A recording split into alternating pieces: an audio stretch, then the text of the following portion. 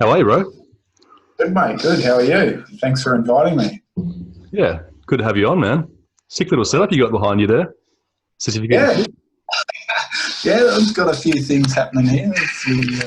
This is my home office, so Few yeah, cheeky Thai boxing trophies there, eh? yeah. I've got a few little. I'll see if I can move this. Few little Oh, things sick. happening there. Yeah, a little shrine, homage to martial arts. That's cool, man. Yeah. What's been going on anyway?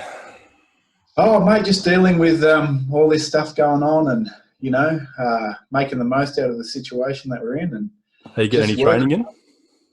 I've got my home gym. I've been hitting that kind of like almost every day. Have a few rest days every now and then, but yeah, more for kind of mental health, like Yeah. yeah, getting a sweat on. And as for jiu-jitsu, we just mucking around with my son, getting him, trying to get him to roll and that, but he's his heart's not in it yet, but he'll have the occasional roll, so yeah. He'll come around in time. Yeah, he'll come around with a bit of encouragement, but he likes it. It's just a technical bit. He gets a bit bored. He Yeah. loves the wrestling aspect, but yeah, The attention it's span starts to yeah, wane a little bit, absolutely. hey? Yeah, it Yeah. only lasts a few seconds, so yeah. Yeah, So cool. he's the training partner at the moment. So yeah, Got to make do, hey? yeah. What about yourself? I'm pretty fortunate. I've got Ryan obviously here, so I train with him most days, and Yeah, got a bit of a gym setup as well. So I'm pretty lucky compared to most, I think, in yeah, the fact that I can still lift and I can still do jiu-jitsu. yeah. So can't really complain. Not as good, Nah, but obviously still pretty decent. Yeah. yeah. I feel you that one. Yeah. Yeah. And what's your work situation? Still busy and Yeah, actually, it's super busy. So it's yeah. it died off for a couple of weeks maybe, and then it just picked up again pretty hardcore. So it's pretty much mining industry. So it's Oh yeah, pretty yeah. full on. Yeah. But yeah, pretty unaffected really. Hey, which is good. Yeah. And for you, I suppose you're sort of able to work around your own sort of. Yeah, I was quite worried and anxious when it all started happening, but to be honest, I haven't really felt any downturn or anything. If anything, I've got kind of more inquiries at the moment. So yeah, it's very strange. It's kind of had the opposite effect. So I'm still quite busy. Yeah, so I'm just out there every day. At first, I kind of didn't want to be out there every day. It Yeah. was mixed feelings, like what do you do? Like, do you stay home? Do you do this? But now I think, yeah, numbers are so low with all this kind of stuff. It's just back into just Normal regular kind life. of routine in terms of work. Yeah, so got to do things a bit differently in that, and Yeah. with so doing a lot of quotes and that contactless, like over email photos and all that kind of stuff, and I only see people if it's necessary. But yeah, yeah, Yeah. it's I just suppose. it's business as usual, man. I suppose you got like a lot of people at home at the moment, so they're doing sort of home improvement type stuff, and they want to get shit done, and like, oh, I should really get this done, and they Absolutely, start putting quotes out and stuff, and yeah, absolutely. I think because people are spending more time at home, they start looking at yeah, projects that they were going to do, 6 months, a year ago, and hey, let's get that guy over and do this concrete. So yeah, a lot of like kind of mum and dad jobs, like not so much commercial, but like a lot of residential stuff. So I yeah. can't complain at all at the moment. But yeah. To be honest, I was concerned about it. But yeah, now it's fine. Yeah, Oh, it's good to yeah, hear, man. That's really good. yeah, Yeah. yeah. So anyway, I thought I'd get you on just to chat about a few different things. We got probably a few things to cover, but the main one I Absolutely. sort of wanted to get your story on was to just go into a bit of what happened with you and your injury and your comeback and all that, Sure. and yeah, Yeah, yeah. So yeah, well, where do you want me to start? maybe just start on comp day. Like what happened? You went to the comp and Comp day. then yeah, Comp day. Okay, so I guess 2016. I think it was 20th of March, so not so long ago. Like it's kind of a bit of an anniversary of it the other yeah, month, last month. Yeah, so it was just Masters division, purple belt. I think I only had a couple of opponents in the bracket. Uh, I won't mention any names or anything, but yeah, it was just like kind of a regular day. Wasn't nervous about the comp. I was fit. I was ready. Everything like that. Actually spoke to the dude, 5 or 10 minutes prior to the match. Like introduce yourselves and yeah, make sure we're on the right mat and on the right time. And yeah, so the match starts. It's going really well for me. I get a takedown and try to do my normal game, which is kind of stay on top. But for some reason, kind of letting back up. I had a game plan where I was trying to stay standing and just get a lot of takedown points, if that makes sense. Like let him up and then take him down, let him up and take him down. I don't know why that was just going through my head. So I let him up, and then he was actually quite strong. He was a strong guy, and I ended up getting taken down in a scramble and ended up in the guard position. I had Cleve Williams in my corner, black belt Cleve. Is it Cleve? Cleve from Cleavy, yeah, and from Cleve. Yeah, he's from Imperial. Imperial, sorry, yeah. So Imperial, he's giving me instructions. He's saying, like, kind of move, pull the arm across, all your kind of basic stuff. Yep. And I could feel that he wasn't real proficient, kind of technically. So he was just being real forceful, grabbing my shorts, being hell rough and that, which is not a problem. It's all good. Pulled on just a irregular guard armbar, so kind of like controlled his neck and pulled his arm across, got him, and it was basically hyperextended. And I thought, yep, that's it. He's gone, but he stood up. I guess to do like an escape or a standing escape or shake me off kind of thing. And as he's picked me up, he's either fallen or kind of jumped forward and slammed me head first spiked me into the mat. And as a result of that, it's got this massive shooting pain through my neck. And I thought, that's really weird. Like, I'm a pretty stoic guy. I've got a high pain threshold, and I thought, oh man, this isn't right. Like, and I felt this tingling through my hands, and I was trying to signal to Cleve to like kind of come over because I was fucked basically. Yeah. And they stopped the match obviously, and I knew I kind of should have stayed like on the ground, but I kind of panicked and I was in shock, and I stood up and I was just in this massive pain. I was kind of like walking around with my traps up. I was kind of stabilizing my head, and I was walking around like just this, I can't even describe the pain, just this intense, sharp pain down my spine. And they did the formalities of the match. He got disqualified because it looked like, well, to me and to the referee, an intentional slam or a slam. Yep. So they did the formalities, raised my hand, all the rest of it. I went immediately to the first aid area. I was kind of still in shock. It's all a bit of a blur. People were coming up and checking on me. I ended up laying myself down with a neck brace on, and I got taken to Charles Gardner Hospital, and they did a MRI, and they'd found out that I had broken my neck, C5 and C6, and a fragment of the bone from C6 had actually penetrated the spinal column, and that was a tingling in the hands. So I had a partially torn or severed spinal cord, so it's pretty serious. So they took us to Royal Perth, and I stayed there for 4 days, and I had a really good trauma surgeon. They did a fusion. They did a bone graft, so they took a bone out of my hip and they put it in between the discs, and it forms like one solid disc. They've got a titanium plate, which is about 75 mil, and they screwed the titanium plate to the discs, and there was a lot of ligament damage. The two vertebrae that sit like this had actually come apart and were like that. So So Yeah. you got two vertebrae, the C5 and C6, and it had gone down like that. So it was really quite serious. Could have been paralysed in a wheelchair, dead kind of thing. So Mm. I was very, very lucky. The surgeon was awesome.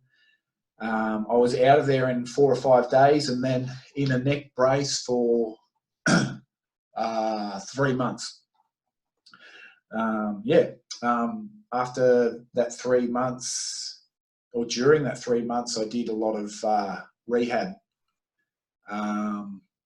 with Dr. Steve Hooper, which he kindly donated the rehab for free of charge.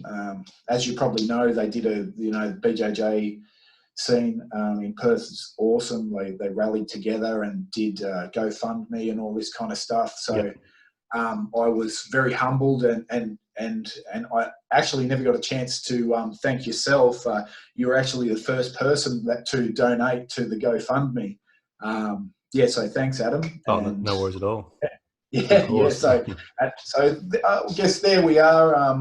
So that was so I've gone from the day of the match right up to the injury, and then so then I guess my rehab started. So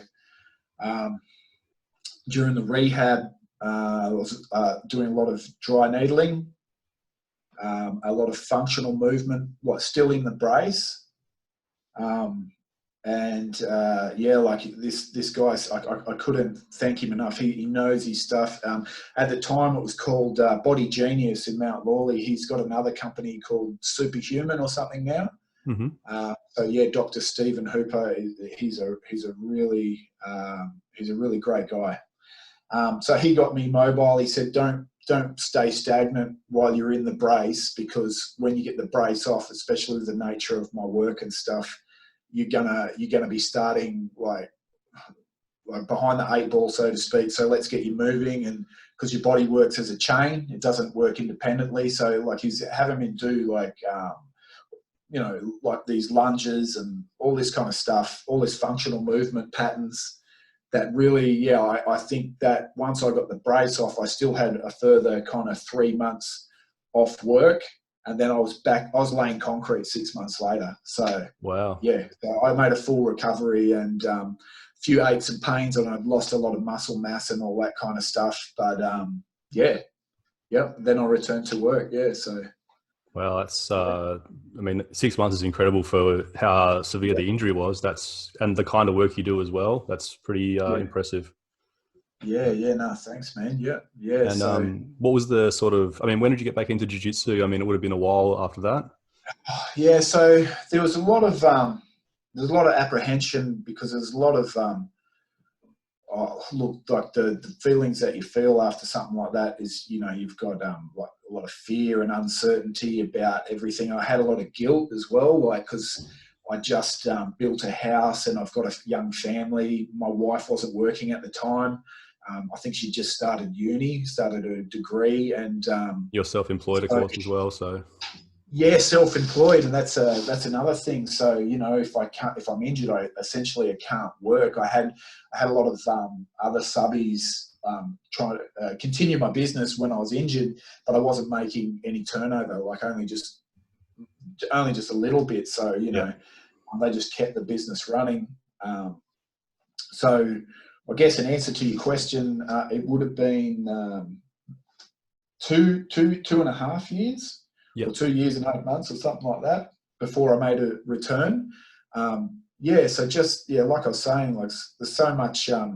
Like I had advice from doctors, obviously, never to grapple again, and Dr. Stephen Hooper, he because he donated all his physio, he's like, I kept on asking him, in your opinion, like, do you think if I, could I do this? Could I do that? Do you think I could return to jiu-jitsu? And he was like, look, I know the answer that you're looking for. And if you ask enough people, you'll get a doctor that say, you'll eventually find the yes that you're looking for. But in my opinion, I wouldn't, because it would be too dangerous, because your ligaments have been compromised and they'll never be the same. But that's probably one of the only regrets, is I've, like, kind of gone against his advice, but it was like just I had this feeling. Not only, I'd invested so much time and everything into jiu-jitsu, and yourself, the friendships that you make, and the social thing too. I guess I really wanted to return just for this, for the friendships and the social aspect. Is something that had been a big part of my life. So after 2.5 years, I just thought I'll just drop into the gym, Adam's gym at AMA, and I'll just take it one day at a time, because I'd done a lot of strength and conditioning training all the way through, and I was feeling good, and of course I was laying concrete and that, and my neck felt all right. So yeah, I dropped into AMA, and I made a return. At first it was like one day, and then maybe 2 weeks go another day, and then it just, until I was in a routine, was like maybe 2 or 3 times a week or whatever now. Yeah, it's Well, awesome. obviously not now, but before the COVID-19, So basically took it one day at a time kind of thing, and then eventually made your way back. And obviously you're a brown belt now under Adam, so absolutely, pretty successful return. Yep. I've got the certificate up there, actually. That's awesome. Yeah. Very, very proud of it, So, oh man, for sure. Brown belt's a big deal, man. It's a senior rank in jiu-jitsu. It's nothing to scoff at, man. Like, most people don't hit their brown belt. You know what I mean? Like, basically means you're eventually going to be a black belt. That's you pass that purple belt hurdle. Yeah.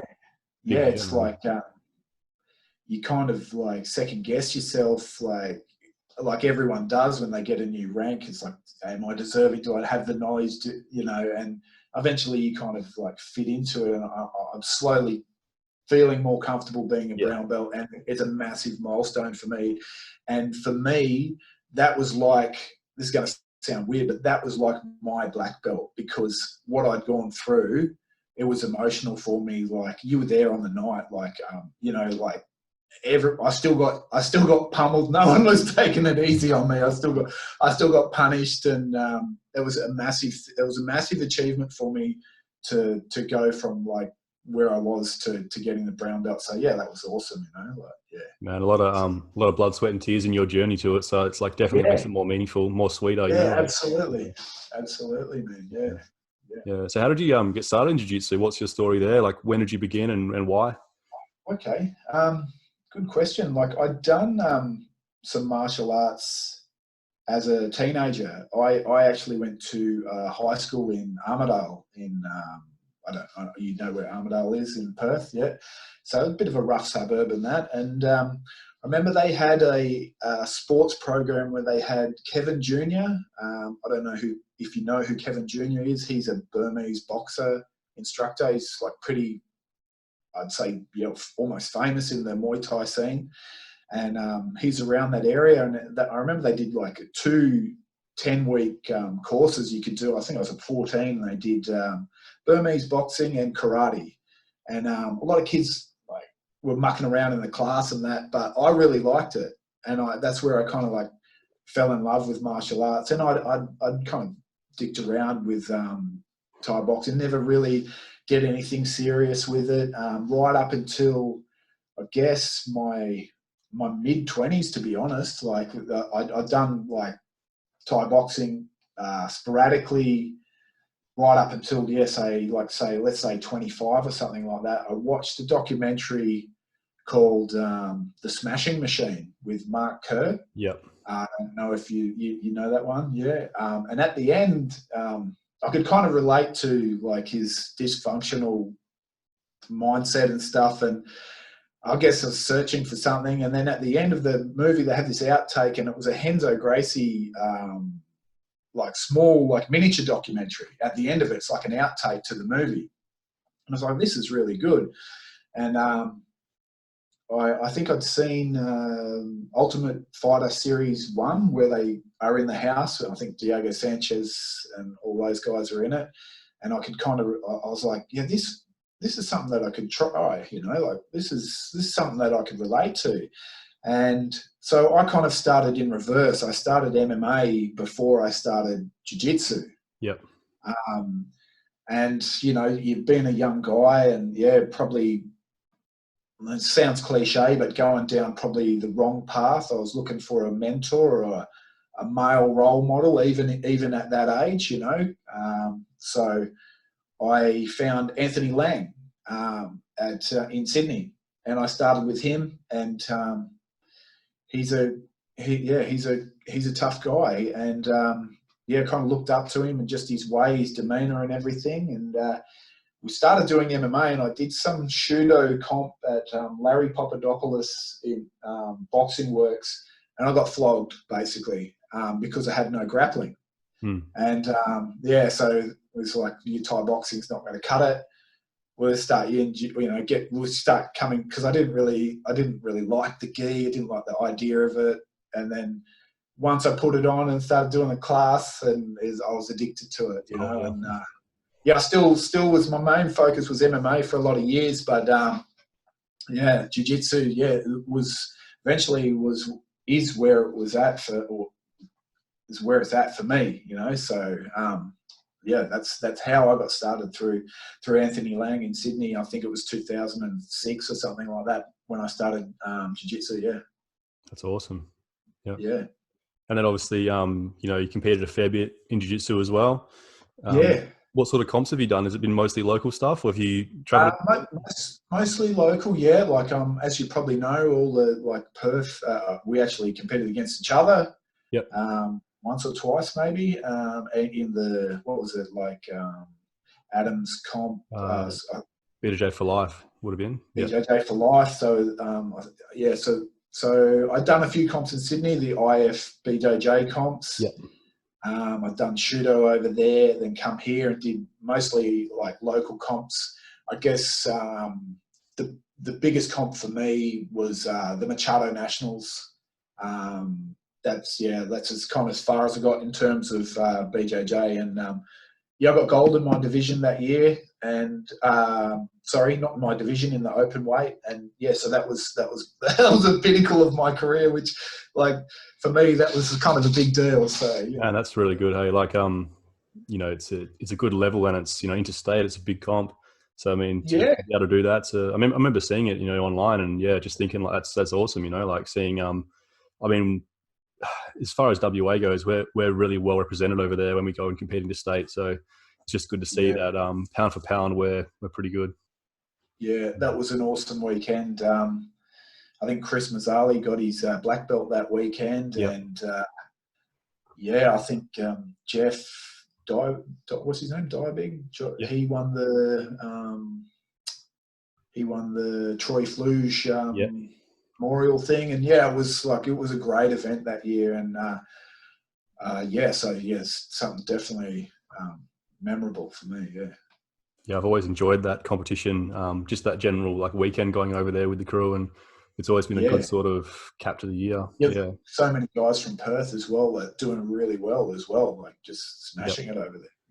And then of course the Hegan seminar the next day after that, it's always great, Hegan always has 5 things I've never seen before, and just coaches it in broken Portuguese, and then everyone tries to do it, and it's just it's crazy how someone who's been around in the scene so long can show you some shit that's first of all legit and current and effective, and that you haven't seen before. It's crazy mind on him, And I really like his style too. It's not real flashy. So I think he showed a defense to Berimbolo, and it was just simple, basically squashing them. I think there was a little fancy roll out of it as well. But I like the simplicity of it. It's instead of taking 50 small details, you go straight to the end destination. Sometimes with him, it's if you just did this to start off, then there you are, all the best jiu-jitsu is ultimately simple, hey? Simple solutions for complex problems tends to work pretty good. Yeah. Like the old school guys like Hicks and Gracie, and that's just all fundamentals. And you even see it with his son Cron. It's just he's obviously competing currently, and he's just doing the same shit that we're doing 20 years ago. I just watched a rerun of the Gary Tonin match. That was awesome, and it was nothing fancy about that, you know. It was just all fundamentals. Fundamentals, guillotines, RNCs, guard arm bars, Yeah. like just basics, Yeah. man. Just razor And sharp just, basics. yeah, obviously great conditioning and that toughness and all the rest. Having Hickson as a dad probably helps as well. Can't hurt. No, definitely not. And what about yourself? Like, what's your plans for the future in BJJ? Well, yeah, keeping pretty busy, Matt obviously. Shark, all Yeah, the rest. You know? running that and competing as well, and Yep. coming off injuries and stuff. And I just did Machado's last year. That was sort of my goal for last year, to win black belt gold there. I was able to do Yeah. that, which is pretty cool. But Yeah. I blew my knee out in the process, so Yeah. was able to get the gold. But then I had a pretty lengthy sort of recovery because I kept competing with a fucked up knee during the finals match.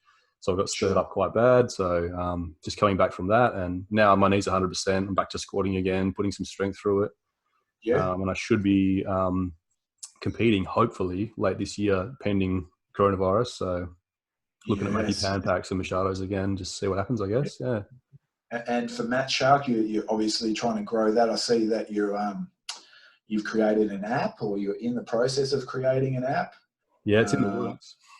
In the works, and you're going to stay at your current venue. You're going to get a bigger venue in the future, like your location. You're going to get a bigger gym, and yeah, that's the plan. I mean, currently it's really good because our overheads are quite low, but we are outgrowing the mat space, so we need a bigger facility. So we are looking at that. Yeah, awesome. It's obviously a really good time to get a commercial lease as well, because like all these, businesses that are going out of business, it's obviously pretty sad and that, but like on the other side of it, there's a lot of opportunity to get into some cheap contracts for a couple of years and get set up quite nicely. Funny you should say that. I was just out of interest and just, hypothetically looking at some spaces up here, because I live in Yanchep Two Rocks areas, looking at some of the commercial spaces that could potentially, you could have a gym at, and there's some cheap rents going at the moment. It's ridiculous. So, probably the best time you're going to be able to get one for a long time. Yeah, it seems opportunistic, but well, it's just life, isn't it? It is, yeah. But yeah, Matt Shark's obviously going quite well. The kids program's growing really fast. Adults going well. Everyone's just competing on a really good level. Like all our guys just do really well in comp. Culture's awesome. Progressing the online stuff now as well. So online syllabus and apps and stuff. Ways of vlogging. So we're just putting out content and just constantly working on all the different aspects of the business. So we're just going to keep growing as long as we can keep doing that. Yeah, that's awesome. Yeah, that's awesome. You see your videos; they're really quite professional. It's good, man. Yeah. Thanks, man. Yeah, spend a lot of time on them, and obviously over the time of just doing them, you sort of get better and quicker at producing them. So it's not as time consuming now, which is pretty cool. You do that on your desktop, or you do it on your phone, or bit of both. Depends on what sort of thing it is. If it's like a simple enough video, I prefer to do it on my phone. It's just quicker and easier. But if I need to get it to look half decent, or for a sort of decent product, I'll fire up the desktop to get it like perfect, But I found like near enough's good enough most of the time for most people, so it just saves me time and effort. Yeah, consistently putting out that's what I find with a lot of businesses, constantly posting and being consistent with your videos, and that's how you gain momentum. So you got awesome, yeah, it's really good. Yeah. So I mean, what's your sort of plans now? I mean, obviously this COVID stuff's pretty hard to sort of plan anything. But are you looking at, making a run at the black belt or competing, or what's your sort of next? The black belt's always been a dream, and that was part of returning to jiu-jitsu, because I'd put so much time into it that I just you say you don't focus on grades and everything, but I guess it's a milestone and a goal to like be working towards, and that's always been the dream. I want to, I want to get a black belt for sure, and I want to be able to. I kind of want to get more into. You probably seen me helping with the kids class every now and then. I want to get more into teaching, and try to give something back, since I can't compete, and I've got so much out of this sport. So I want to help people, grow and all the rest of it, kind of like the situation that I was in when I started. Maybe I can steer, younger people in their teenage years, kind of steer them in the right direction, put their energy into something positive. You know, Nice. so That's really good. Yeah. competing, I think it's off the card, definitely off the cards. Yeah. But yeah. But in saying that, it's like every time I roll, I get more and more confident. But I've got to keep it real. You know, I've got to keep it real because I guess that's another thing too. Like I'll definitely get regular like checkups and X-rays to see if I am doing damage, if I'm not doing damage to the cartilage, because the two vertebrae above and below will work harder because they're fused. So I'll look after my health. Like that'll be number one, of course. With it, won't be reckless with anything. So yeah, I suppose just enjoying it, man. Just enjoying getting down there. Yeah, just enjoying the journey and being on the mat. Hey, like it's probably just being with the guys. Like it's like just the friendships and stuff. You know, like that's my social kind of life, to be honest. Yeah. Mm. For a lot of people, hey, that's their outlet, and that's why it's sort of addictive as well, because not just the art itself, but the community is really positive. Yeah, that's my whole point. Like the friendships and stuff that you make so quickly, like on like a deeper level than your kind of everyday small talk kind of thing. Like you wrestle with someone and you're best friends with them like 2 days later. You know what I mean? Like because you know each other in this kind of intimate way. You know, like 100%. Without sounding weird. You know what I mean? Like I do. You do. Yeah, it's like you don't know someone for who they truly are until you grapple them. You know what I mean? Their personality comes out, and you just build that bond really fast. It's very true. Especially when you compete like against someone and you see, like when you're wrestling hard, then you really know each other. 100%, man. That's why you build those bonds, because like you've gone through that sort of thing together. You know, so people sort of break down those weird social barriers because they get past that so quickly. It kind of transcends all the mediocrity, and you just get straight to the point. Kind of like Hegan's teaching, you go straight to where it's at. You know, you go straight to the point. Yeah, it's not like a weird amount of time of getting to know someone before you really become mates with them. You sort of just skip all that and go straight to just having that really strong commonality. 100%. Yeah. That's the whole attraction for BJJ, and that's what like I want other people to experience. You know what I mean? Like, but it's not for everyone. So yeah, that's true. It's funny though. You see people come in and they, they're a bit shy or whatever, or reserved, and then within a few weeks they're super in the thick of it, super addicted to it. They got heaps of mates at the gym. Like it takes over quick. Yeah, and like it sounds cliche, but it doesn't. You don't. Your job doesn't matter, your title, like your race, your gender. Like once you got that gi on, everyone's kind of the same, like 100%. It's one of the only places in the world probably where you're going to get all different religions, races, ages, professions, all in the same mat. Just everyone's equal by that sort of. Yeah.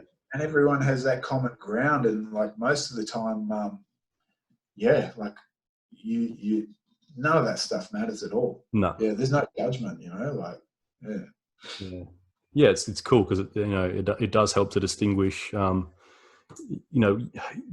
thing with jiu-jitsu is it's just on merit. It's like no one cares if you're a doctor. If you're in an armbar, your arm's going to get broken. If you're whatever your thing is outside of that door doesn't matter. It's just you got to deal with what's in front of you, and it's just reality. I've always liked that you can't really hide in jiu-jitsu. You just have to be able to. You can do it or you can't, and it's always been a refreshing sort of realistic approach to martial arts that I found. Whereas a lot of styles, obviously, you can bullshit your way through and hide behind your belt and stuff. Jiu-jitsu is like you gotta be what you are, Like if you're a black belt, you got to be able to be a black belt every night and show that you're a black belt. You can't just chuck the belt on and hide. Yeah.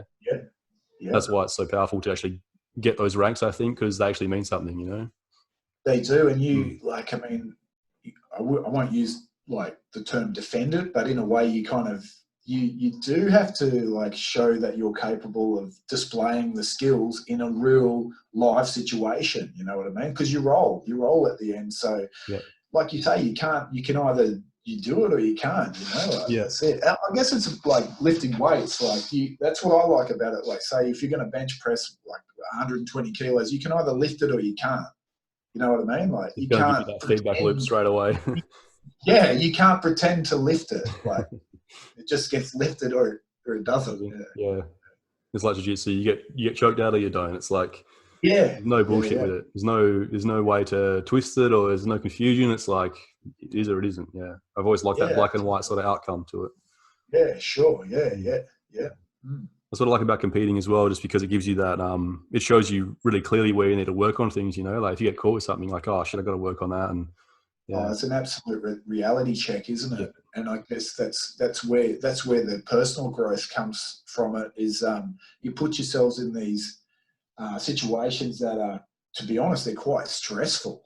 You know, like and there's a lot of, for me, I always get nervous when I was competing, super anxious and all the rest of it. Like get the first wrestle out the way, then I'm calm down a bit. But like if you lose, like it's the old saying, you win or you learn. You know, like you learn a lot about yourself and where you have to improve. And there's no getting out of it. There's no hiding. You can't sugarcoat it. It's like you lost, dude. Like you have to work on this, this, and this. So yeah, all that experience just pays off. Hey, like when I think back to matches that I've lost, it's been like really useful. Like I've found good answers to the problems I encountered in the matches. And like one thing that used to happen to me a lot is I'd get stalled out on like in points comps. Like guys would get to a good spot on me, and they'd be able to just hold me down for like enough time to win the match. And yeah, that just made my escapes really good, because I had to put time into not getting held down and being smarter with my game plan. Because I've always been a submission fighter. I've only ever won, I think, 2 matches ever by points. So like yeah, I've always played that game of kill or be killed. But then sure, guys can beat you so much easier just by scoring on you and holding you. So I had to like deal with that and be a bit smarter with how I approach things. And I still go for the submission every match, but I just don't accept them getting to good spots on me as easily nowadays, you know? So yeah, yeah, yeah, yeah. So I guess the submission only comps would kind of suit you a bit more, or definitely. Definitely. yeah, Yeah. Yeah. yeah, they're a bit more realer and yeah, The guy just has to fight you. So I like that better, because it shows who's better at jiu-jitsu. Like with points comps, if the guy is really good at scoring advantages or has a good game plan, they can beat you without really engaging. You know what I mean? yeah, Whereas submission only, it's like, we got to fight, dude. Let's find out who's better. So you can't hide behind the strategy. You have to yeah. just get in there and let's find out, you know? That's right, but the points comps kind of strays from Brazilian Jiu-Jitsu's traditional fighting roots. Like you say, you can't, if you get points and then you just stall out, like that's not a fight, like it's sports, and it becomes like Olympic judo, it starts going down that road, whereas Even like Taekwondo, like everyone's just trying to touch each other just to get the points. And yeah. yeah, Mm. yeah, and all the things they've taken out of judo. That's a classic example of like, Yeah. I hope jiu-jitsu doesn't go down that path. But with all the comps like the EBI and all these submission only stuff, it's awesome. And then Starting to swing back toward that submission only type thing now. Hey, I think people are starting to get more interested in the sub only comps. They're more exciting, a bit more of a spectator sport. Yeah. You can get like the general population into it a bit more, not just such a fringe sport, Yeah, if you look at like gi jiu-jitsu, it's very fringe, because like people just can't tell what's going on. Like no. Yeah. And let's be honest, it's boring, man. It is. Maybe not to us, but like to general public. Like I try to show some friends that aren't into jiu-jitsu, like, well, what's even going on? You just 10 minutes of two dudes laying on each other. It's not very exciting. Jackets.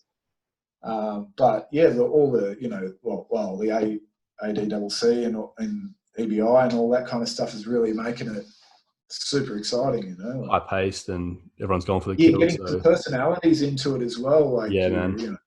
Like guys that they can relate to or whatever, like that storyline helps a lot too. Lions and Galvao and all, these guys that are jacked, and this sells the sport, man. It does, yeah. 100%, man. Like it's I think it's going to start branching out more that way, and that sort of thing is going to get bigger and bigger as years go on now. It's sort of the way things are going, which is quite positive in a lot of ways, Yeah, for sure. Yeah. Whatever brings more to jiu-jitsu, the better, Like, yeah, I agree. Yeah. Better. Yeah. Yeah, 100%, man. Yeah. So obviously you grew up in Armidale sort of area, and then I moved around a lot, but it's lengthy kind of story with childhood, but yeah, went to school in Armidale, but I spent a lot of time in Sydney. My parents live in Queensland, so I've kind of been all around the joint. Yeah. Went to a lot of primary schools.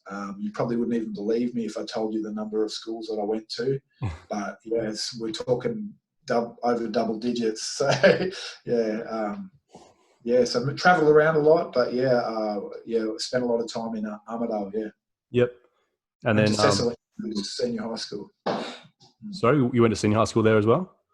Cecil Andrews. Oh, It's, yeah. yeah, Cecil Andrews is it's a really nice school.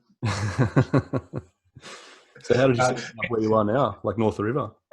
So that was part of it because, as you know, I've got young kids and that, and they're of school age. My son's 10, my stepdaughter's 15. She goes to Yanchep.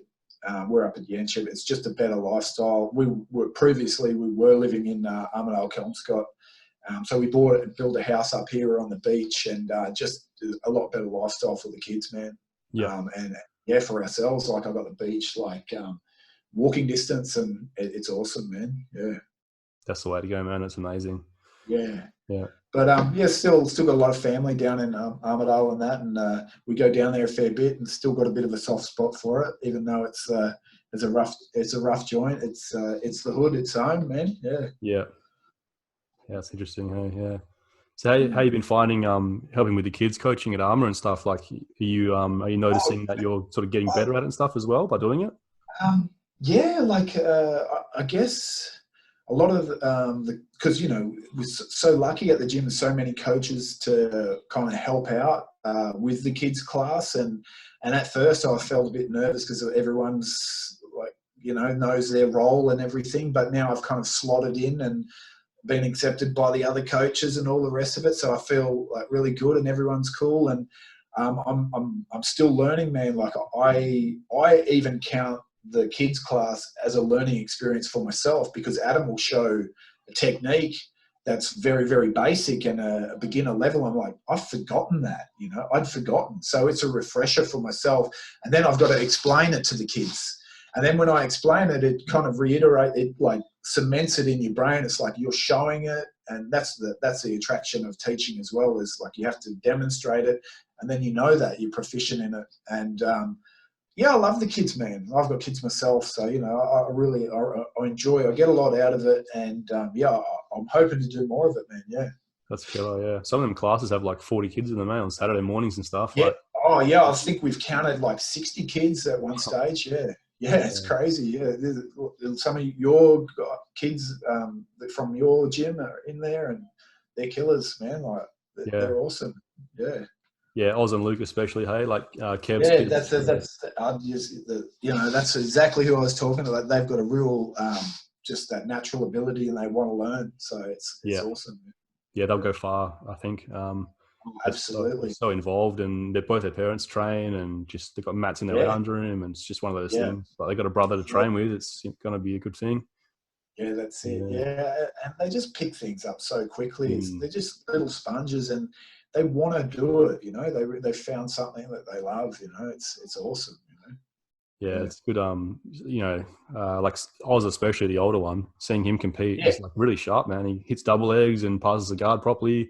Gets arm bars. Like, he's real sharp. It's cool to see. Yeah, like, he's well, my son's only just started, but my son would be like, I'd say 10 kilos heavier than him and older, and he just passes his guard and just gets on his back, and just the jiu-jitsu works, like it really works. At the end of the day, it's effective. Yeah, and I think with Oz as well, like, it's crazy to think, like, by the time he's like 18, he's probably going to be a black belt. Like, yeah. So I mean, we're quite lucky to witness kids like that at this age, because I can envision him in the future. He's going to be a champ, man. In whatever he does, I guess.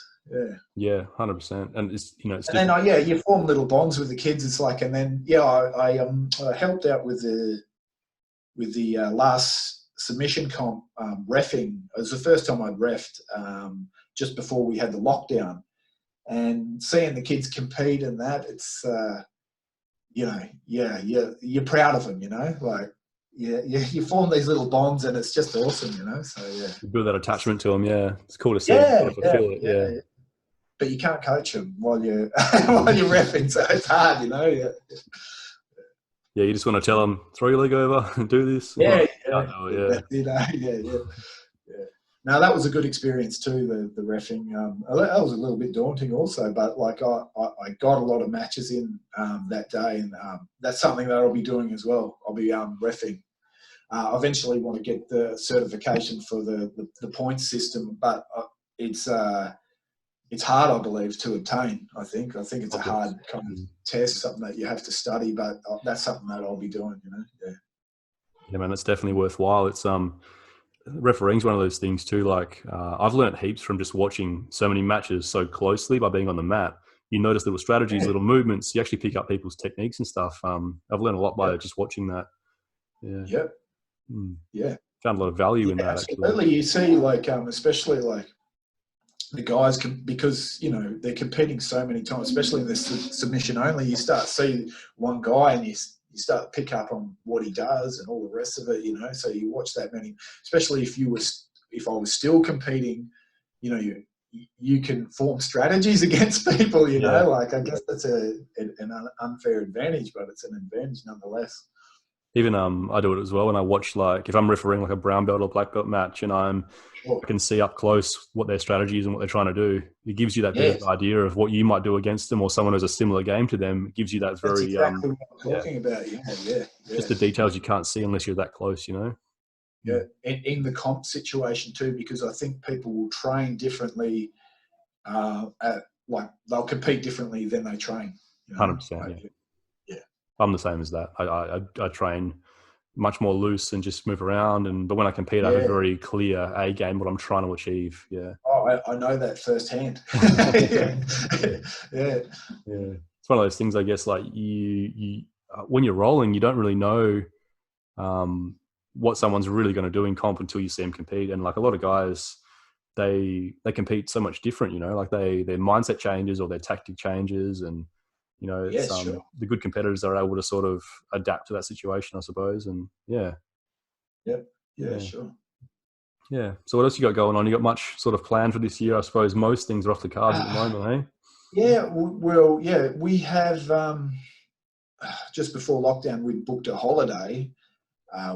It's actually at the end of the year, so hopefully everything's opened up again, and that we'll be able to fly. And that, like I said, my brother. He's a purple belt. He lives in Queensland. My mum lives in Queensland, and he's, you know, we see each other quite often. So I'll be hoping to go over there, and he might even come here. He's still competing and stuff. But yeah, we just got to wait and see what happens with all this COVID nonsense. So, yeah, but it's looking good. Man, we're really lucky in WA. They got super low numbers, and I'm really happy how Mark McGowan and that has handled it. So, you know, hopefully our gyms will be open soon. Fingers crossed, man. Like it's looking pretty good. I mean, it's been like 0 or 1 per day sort of thing lately. And I mean, that's as good a sign as any, I guess. And as long as that keeps going like that, we should be sweet, I would imagine. Yeah, but and then, you know, on the same token, you don't want to jump the gun a bit because of, you know, all the that second wave. Second wave and all that kind of stuff. So, I mean, I'm no expert or anything like that, but I just follow the rules and see what happens, you know. Yeah, conservative and just sort of tick along and take it one step at a time. Hey. Yeah, I mean, there's so much like information and misinformation and theories and conspiracies and this and that. It really, to be honest, it was getting quite stressful for myself. I kind of just had to focus on the things that I could control, like my work and my workouts, my family, and not think about this, you know, have this existential crisis in your mind. Like, you know, like just focus on what you can control and not what the world's doing, because, to be honest, I'm going to be absolutely honest, I was getting kind of down and depressed about it at first. You know, when we're starting to get high numbers and this and that, and thinking about it too much and reading all the articles, and now I'm just more focused on what I'm doing. And now that the numbers are low, it's not so concerning for me. The kids will be returning to school next term, so I'm Caden, my son, he goes to a private school. It's got a really low number of students anyway. There's only like 19 kids in his class, and I'm guessing like maybe even half them won't even go. So I'm happy to send them back to school. That's how confident I am that, you know, it's not such a big deal at the moment. Yeah. That's the right approach, man. I mean, it's pretty, like overwhelming with all the information out there and misinformation and that. He's got to shrink that scope and just focus on you and what you're doing and your training, your kids, your family, and don't worry about all the other shit that's going on and just wait for it to blow over, I guess. Hey, that's sort of the approach I've taken as well. Just sort of one day at a time and just focus on me and what I'm up to. It's too easy to get sort of caught up in it all, you know?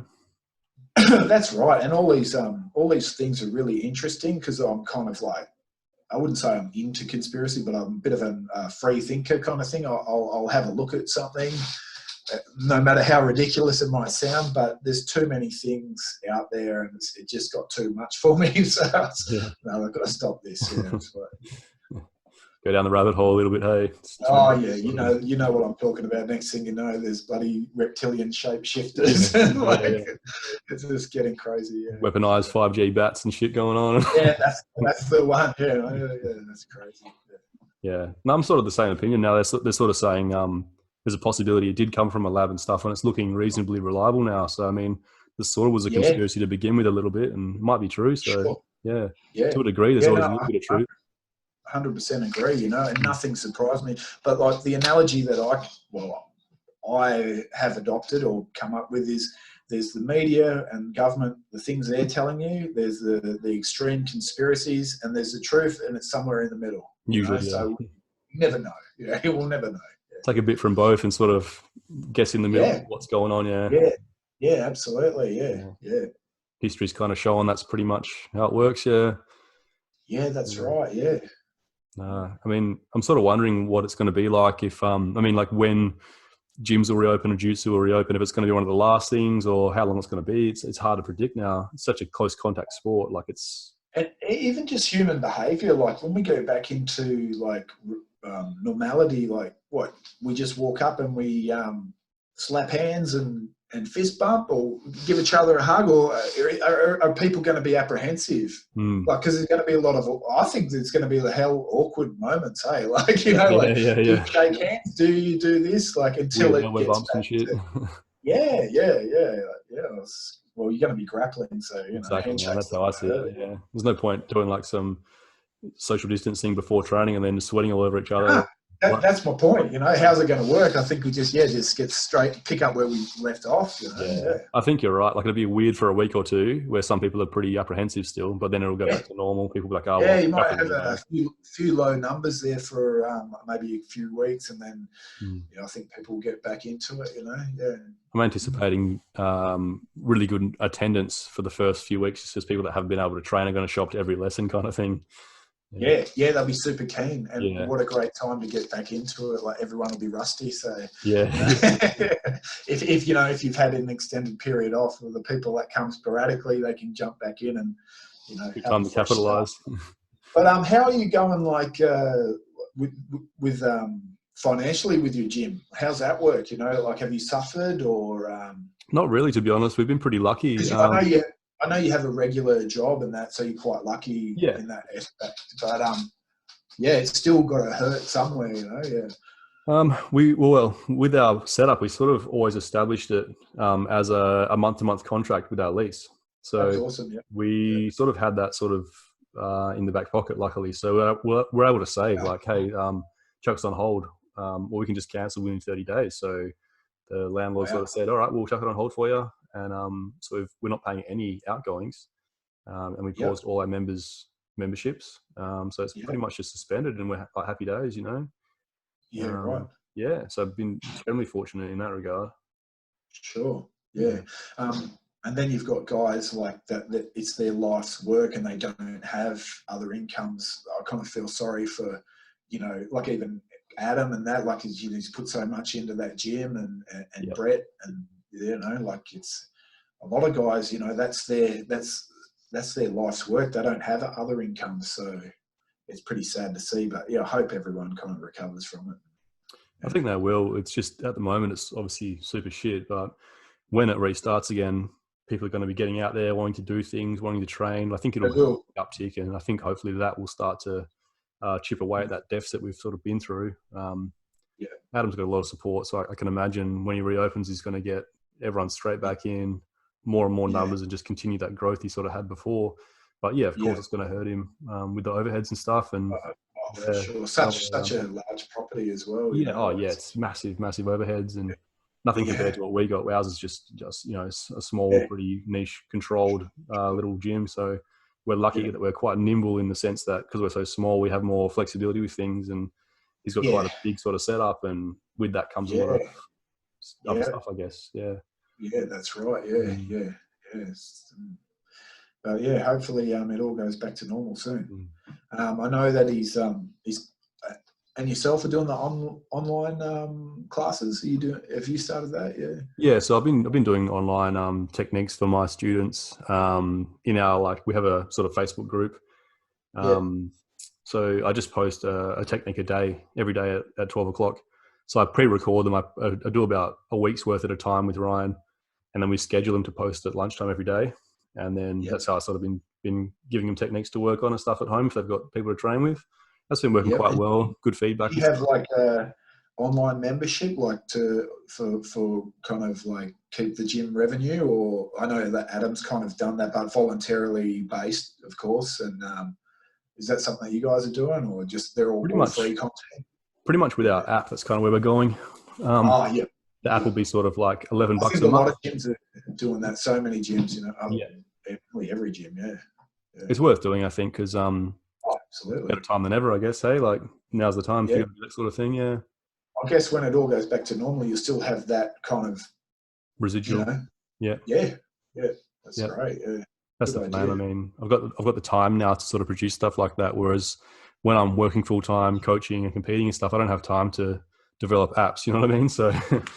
That's right. Yeah, that's so many people. I'm getting so many like jobs that I've been putting off around the house done, and the rest of it. It's been good in a way, like some positives coming out of it. Yeah. Yeah, that's right. I mean, like more time with family and all. It's not all bad. Yeah, more time with family, and we're not spending money on petrol and going out and this and that. So you save a bit of money, and there's definitely some silver lining to it. Hey, I think, and you've got to find the positives in it.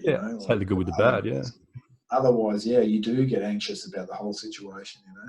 It's easy to find the negatives when that's what everyone's always talking about, and the media is pushing quite a lot. But there is, I've found quite a lot of positives, just in the sense that even though I can't do jiu-jitsu, which is what I love to do and coach and stuff, I can still have some time off and reset and refresh. Because I've been coaching pretty hard for 3 years now, so it's good to have that mental reset, little mental holiday, And your body, that's what I've found, like even from, all my little niggling injuries, getting a bit of a rest, so like healing up a bit, So it's things that never really properly recover because you're always on the mat. Yeah, that's right. So you got all these little like niggles that are kind of slowly going away, but they'll be back. They'll definitely be back. Good to give the body a rest though, Yeah, that's right. Yeah. A bit of an off season, I guess. That's the thing. I suppose jiu-jitsu is one of those sports where you don't really ever stop. You can just compete all year round if you want to, and a lot of guys do. They just compete or at least train. Yeah, you have to manage it like properly, don't you? You have to. There's a lot of things like having like that rest period and then your peak period. Like you probably know, being a trainer, and that your periodization up until you comp, and then but there's so many comps. It's like when do you pick one and then you work towards it, I guess.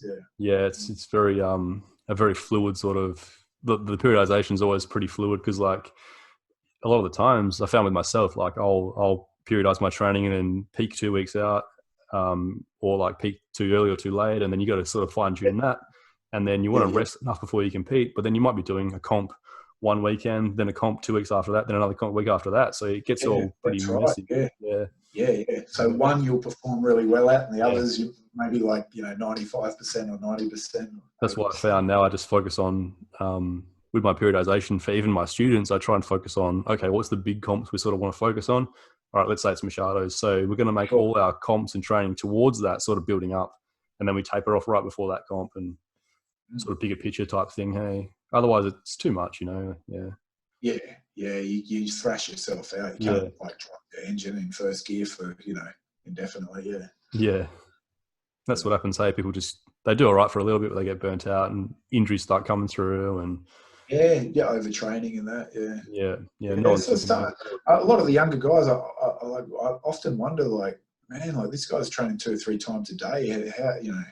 How they do it? It's just crazy. works for a while, but then the wheels come off. Yeah, yeah, Yeah, they do eventually. Yeah, yeah. You got to father be time will disciplined to catch stop up. yourself from training. Hey, Yeah, that's right. Yeah, yeah. yeah, yeah. It's Yeah, I tough. found that the resistance training that I've been doing is um, like I want to have a rest day, but mentally you'll want to do it just for just to kind of get a bit of relief or whatever, like get a bit of a pump. And so you find yourself doing something little or every day, or it turns into a big workout. Yeah, Like yeah. so. Yeah, you have to be disciplined to kind of have those rest days.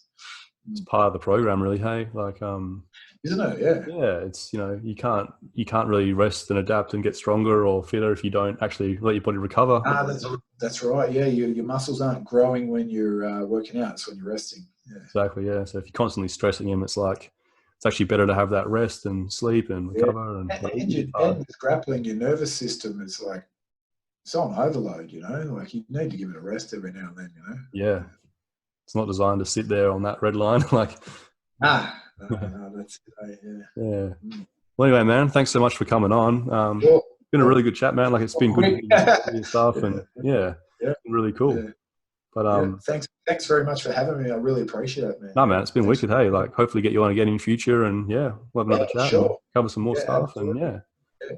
I can't wait to see you back at the gym, man. Yeah, man, it's going to be good. Hey, looking forward to it. Hopefully Absolutely. sooner rather than later. Hey.